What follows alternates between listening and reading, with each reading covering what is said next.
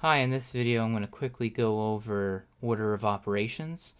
Now, order of operations, something that you might hear more about in Math 103 or Math 10a, is typically when you have equations or problems like this, where you have multiplication mixed with addition and parentheses and exponents and so on.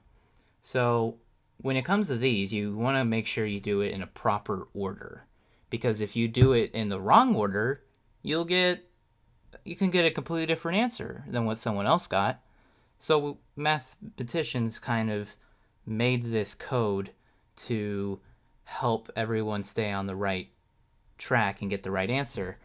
And so in this case, one model we'll be using is called PEMDAS. Now, PEMDAS is an acronym that stands for each step you do.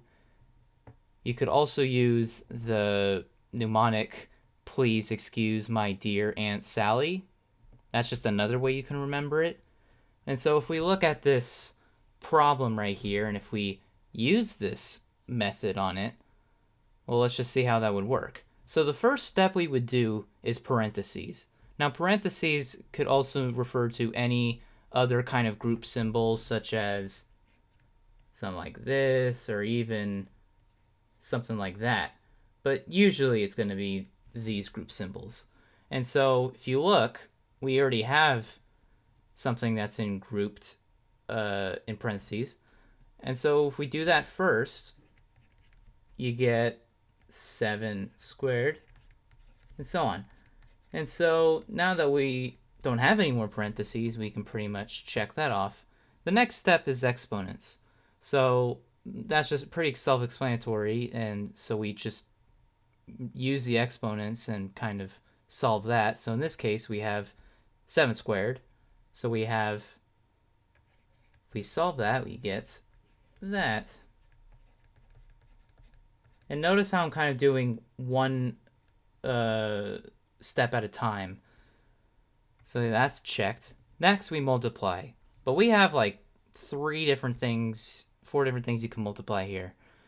So how do you know which one to do first? Well, typically as a rule, we kind of want to go left to right.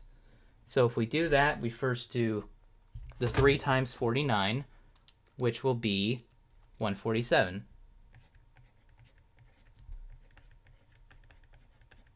But we're not done with multiplication yet, so we got to do the 147 times 2, which is 294.